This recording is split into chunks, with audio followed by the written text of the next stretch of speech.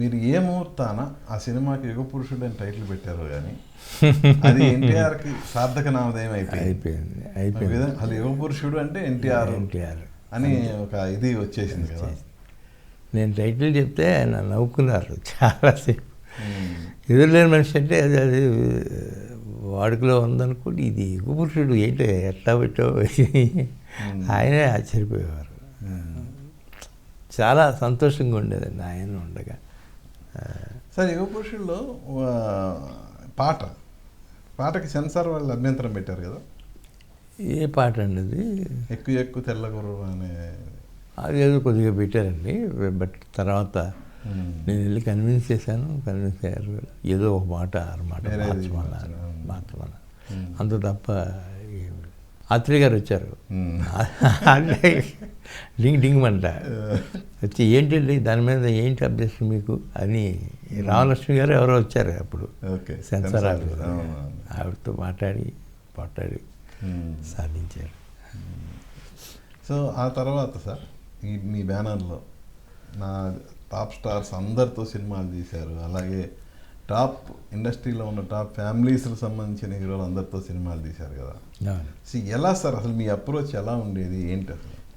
అప్పుడు అప్రోచ్ చాలా ఈజీగా ఉండేదండి. అశ్విని దత్ వస్తున్నాడంటేనే ఒక ఏదో పాప అందరూ సర్దుకుని కూర్చుని అట్లా. నాగార్జున కానీ తర్వాత చిరంజీవి గారు ఎంటర్ అయిన తర్వాత అసలు ఆ కలరే మారిపోయింది. చిరంజీవి గారు వచ్చి అన్నీ రామారావు గారు బ్యానర్ ఇది మనం చేస్తున్నాం, ఇది ఫుల్ఫిల్ చేయాలి మనం అనే ఉద్దేశంతోనే ఆయన చేశారు సినిమాలన్నీ. 4 సినిమాలు ఆయన తీసింది, 4 సినిమాలు బాగా అండి. దాని తర్వాత మళ్ళా నేను అంత కష్టపడిన సినిమా ఏదో పెద్ద ఎత్తున తీసిన సినిమా కల్కి. అది కూడా పాపం ప్రభాస్ చాలా ఎక్కువ కాన్సన్ట్రేట్ చేసి కల్కి. అంటే ఇప్పుడున్న పరిస్థితుల్లో చూస్తే మనకి ఒకళ్ళంటే ఒకళ్ళకి ఉండదు పోటీ తత్వాలు కానీ ఏదన్నా కానీ. బట్ అప్పట్లో అలా ఉండేది కాదు కదా, మీరు అందరూ ఒక్క మాటగానే ఉండేవాళ్ళు. ఎలా సార్ అది ఆ రోజు తలుచుకుంటే అసలు ఎలా అనిపిస్తుంది? అది మేము వెళ్ళకముందు నుంచే రామారావు గారు కానీ నాగేశ్వరరావు కానీ 2 కాంపౌండ్ ఉండేవి. ఈ కాంపౌండ్ కానీ ఆ కాంపౌండ్ కానీ ఇద్దరి మధ్య సయోధ్య కూడా బాగానే ఉండేది. కాకపోతే కాంపౌండ్ డిఫరెంట్ అనేది తప్ప అప్పటికి నేను వచ్చేటప్పటికే అలవాటు ఆ యూనిట్ అంతా. ఒక రామారావు గారి యూనిట్ అని, రామారావు గారి నిర్మాతలని ఒక గుర్తింపు ఉండేది భయంకరంగా.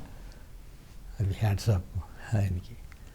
కానీ మధ్యలో ఎన్టీఆర్ గారికి ఏఎన్ఆర్ గారికి చిన్న అభిప్రాయ భేదాలు వచ్చినప్పుడు మీరు మాత్రం ఇద్దరితో బాగానే ఉన్నారు. ఎలా సార్ అది ఎలా సార్? అభిప్రాయ భేదాలు నేను వచ్చేటప్పటికి అది పెద్ద అభిప్రాయ భేదాలు లేవండి. అంతకుముందే అయిపోయింది అనుకుంటాను. అది గుండెమ్మ తర్వాత నుంచి మరి ఎప్పుడు వచ్చిందో ఇప్పుడు తెలియదు. బట్ ఇద్దరు ఎదురు పెడితే ఎంత హ్యాపీగా ఆనందంగా ఉండేవారు. అంతా బాగుండేది, అట్మాస్ఫియర్ అది బాగుండేది. బ్రదర్ మీ ప్రొడ్యూసర్ నా దగ్గరికి వచ్చాడంటే నాకు తెలుసు బ్రదర్ అనేవారు రామారావు గారు. అట్లా ఉండేది సార్. అప్పుడు ఎంత టాప్ స్టార్స్తోనైనా మీరు చాలా క్విక్గా 2-3 నెలల్లోనే సినిమా ఫినిష్ చేసేవాళ్ళు, రిలీజ్ చేసేవాళ్ళు. బట్ వేరే అది ఇప్పటికి వచ్చేతలకి ఇప్పటి సిచ్యుయేషన్స్లో ఈవెన్ మీ కల్కి సినిమాకే నెంబర్ ఆఫ్ డేస్ చాలా టైం పట్టింది. అంటే టోటల్గా మేకింగ్ మారిపోయింది కదా. అది ఎలా అనిపించింది సార్ మీకు? కల్కి అనుకోకుండా 2 years 2.5 పట్టింది అనుకుంటాను. రన్నింగ్లోనే ఉంది సినిమా. దానికి ఎవరిది తప్పు పట్టలేం. పెరిగిన టెక్నాలజీ కానీ, మారుతున్న కాలాన పరిస్థితులు కానీ, గ్రాఫిక్స్ అనేది పెద్ద విషయం అప్పుడు. ఇవాళ గ్రాఫిక్స్ కూడా ఈజీ అయిపోయింది. ప్రభాస్ చాలా బాగా కోఆపరేట్ చేశాడు. అలాగే ఆ అమ్మాయి కూడా బాగా కోఆపరేట్ చేసింది.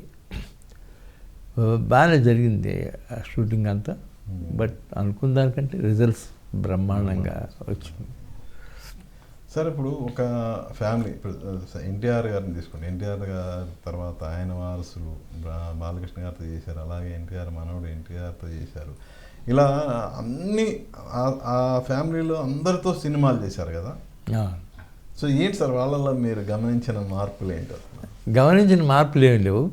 నేను అనుకుంది ఏంటంటే రాఘవేంద్రరావు గారు నా వెనకమాల ఉండేవారండి. ఓకే. ఎదురులే మనిషి ఎప్పటి నుంచి కూడా నాతోనే ఉన్నారు. ఆయన నా ఆఫీసులో నుండి నాతోనే ఉండి ఎదురులే మనిషికి కొన్ని సలహాలు, ఎదురులే మనిషి టైటిల్ కూడా ఆయనదే. ఓకే. తర్వాత యుగపురుషుడు ఒక షెడ్యూల్ ఆయన చేశారు. అట్లా అన్నదమ్ములు అనుబంధం బాగుండేది. బాపయ్య గారికి నేను ఏ సినిమా అయినా పలానా హీరోతో తీద్దాం బావా అంటే కానీ అనేవాడు. అట్లాగే జరిగిపోయాయి అన్ని సినిమాలు ఆయన అనుబంధంతోనే జరిగినాయి. జగదేక వీరుడు, అతిలోక సుందరికి ఆయన చాలా రోజులు కూర్చున్నారు రాఘవేంద్రరావు. కూర్చుని చిరంజీవి గారు ఏం సజెషన్ చెప్పినా అది ఇంప్లిమెంట్ చేసుకుంటూ చాలా బాగుంది అనుకుని చేసేవారు.